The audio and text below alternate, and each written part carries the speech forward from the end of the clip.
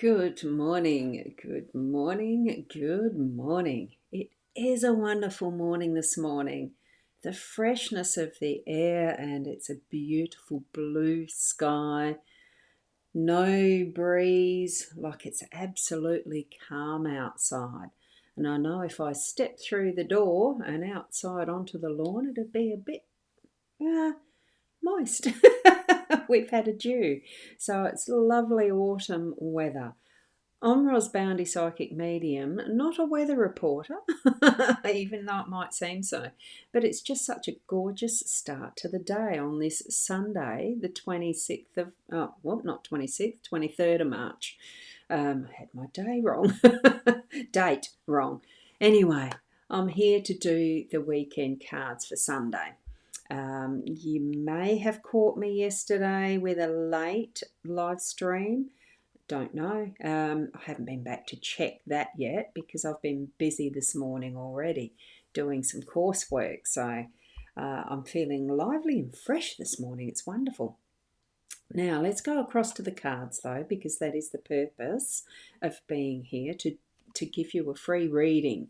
It's a general reading, remember, it's just what we have for, you have your life experiences in front of you that you know quite well.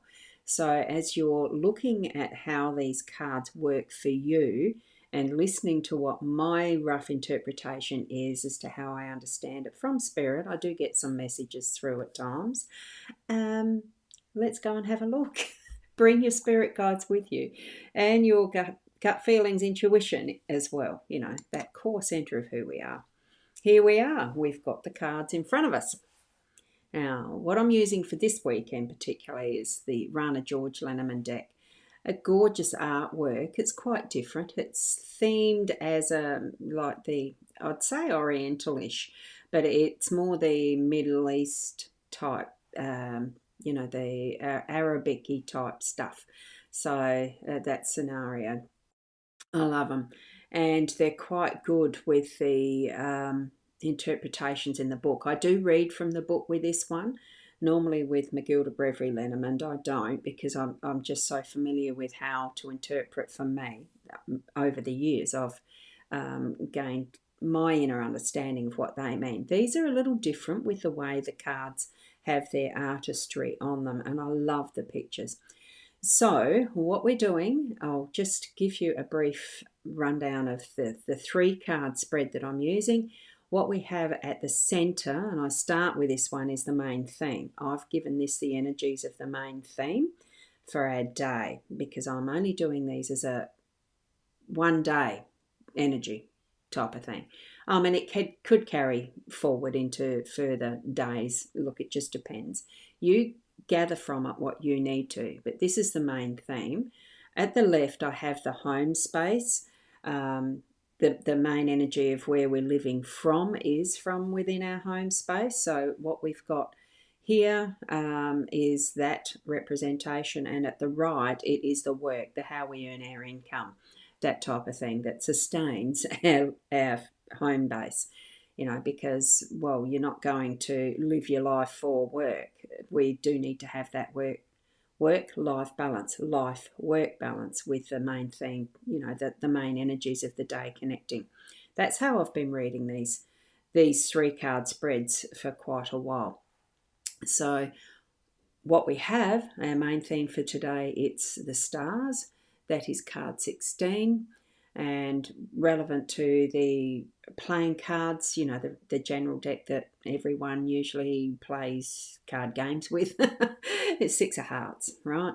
So you could, if you're playing with a playing deck, you could say six of hearts. Okay, that's stars, and you can still read fortune with your regular playing deck.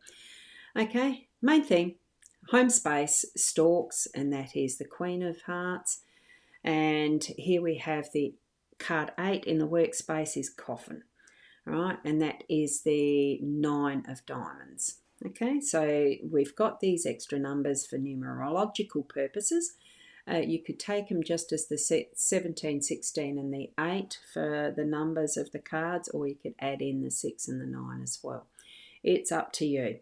And Fiona does a wonderful job of putting the summary of the numerology up for me. She's just been doing that from her heart for a while now. Fiona Ellis, you will notice her in comments when you search, if you're searching on one of the different pages. This is going out live to the Facebook, my Facebook rosboundy page, my profile, and also mytimetv.live, and it's also going to my two YouTube channels, which is the Rosboundy channel and the Psychic Ros, I think, or Psychic, yeah, I think it's Psychic Ros. I can't even remember the label that I've given to that Psychic Medium YouTube channel. There you go. Good morning, Sanley. I've just noticed you're popping into Instagram. Thank you for popping in. So I'm going to zoom into these cards now. Because it's a Sunday morning, I don't mind taking a little bit extra of your time, because I think for a few of us, Sunday morning's a time to relax and really gain a bit more of an in-depth insight from these than just, the quick, brief reading in the mornings that I normally do. Now, we do have Mystic Girl waving her hand, waving a pink hand on YouTube. One of the things with the emojis on the YouTube channel, you'll see them if you're watching from YouTube, and it is a little wavy, it comes up as a little pink wavy hand like that. But of course, as it crosses into the eCam, which is what I'm using, it doesn't pick up the actual emoji, unfortunately. But thank you for being here and watching, Mystic Girl. Now, with our main theme, card 16, the stars, I'm just going to open the book. You'll see how this is set out in this guidebook. So there's the stars, and there's the replication of the little symbol that's up the top right. I have no idea what interpretation that has or what meaning. I don't think it's actually stated in this guidebook, because I haven't read the whole book. I'd have to say I haven't actually read the whole book. The number of decks I've moved through over the years, I definitely haven't read the whole books. You're laughing out loud. Thanks, Mystic.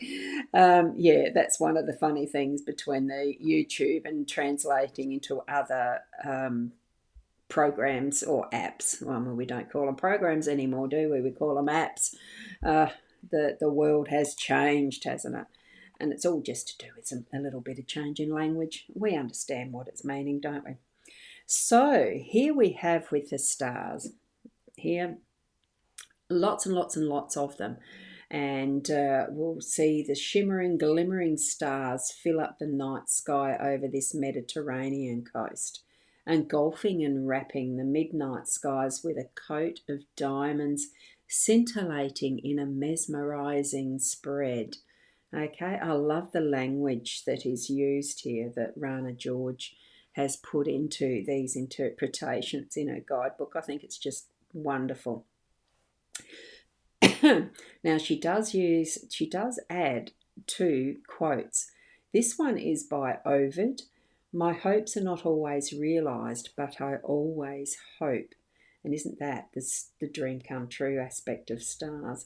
And a quote by James Allen, to desire is to obtain, to aspire is to achieve. Very interesting. It's putting out your intention. And yes, we do dream. We do have wishes. That saying, wish upon a star. So in a reading, and this goes down to this part of, in a reading. So I like how Rana's segregated, split the, what she's got as a description of the card, and now a bit of an interpretation that she's placed for us as guidance. So the stars open up the reading, bringing hope, aspiration, direction, vision, guidance, and the bright side of things. When this card lands in the last position of a reading, it brings success and favourable outcomes. The stars bring happiness unless it is talking about a vast web or a spread of something, like an expansion or dispersion. So context is everything. Now we have this in the context of being our theme for the day. So the stars is about sending your request out to the universe. It is my intention card, as I mentioned earlier. Well, there you go. It is an intention. Putting our intentions into that wish upon a star, that's an intention. We're wanting to put our dreams into place, put it out to universe, like state it, say it, bring it into our conscious awareness even more clearly that we are guiding our spirit guides as much as they are guiding us as well. You know, what are our desires? What do we want to have happening today? That's where the specific comes into it. Okay, and we can see that gorgeous shine on this coastline that is what I'm assuming is Mediterranean Sea in some form. And I know there's some sort of a statue that's of the big Jesus somewhere. Is that the gateway to the Mediterranean? I can't remember. I don't know that that's what this represents or not, but it is showing the grandeur of what is possible. Okay, so bring that into your intentions and your dreams as well for this, the star card and the energy that that has as our theme for today. Okay, now just going to check any comments. None further coming in, so I'm going to change over to card number 17, which happens to be the next one along. Of course, the stork. This is a singular stork. In the Gilded Reverie that Chiramaketi has, it's a pair. It's a family situation. This one's singular. It's a lovely card. I like how simple the designing is of this one. So the meaning here that is given is flying high with his wings spread across the sky. This splendid stork is crossing a large body of water and vast land to his new destination. So it's about change. Now, the two quotes that Rana has added in for this one is the first is from Winston Churchill, and it is to improve is to change. To be perfect is to change often. And the second quote is from Mahatma Gandhi, and we must become the change we want to see. So the stork card is the change card. It's about being prepared, being flexible, being in the position of being ready to change. Okay, so in a reading, positive changes are on the horizon, and keeping in mind this is the home space, that is to do with the more intimate and personal space of your family, friends, community.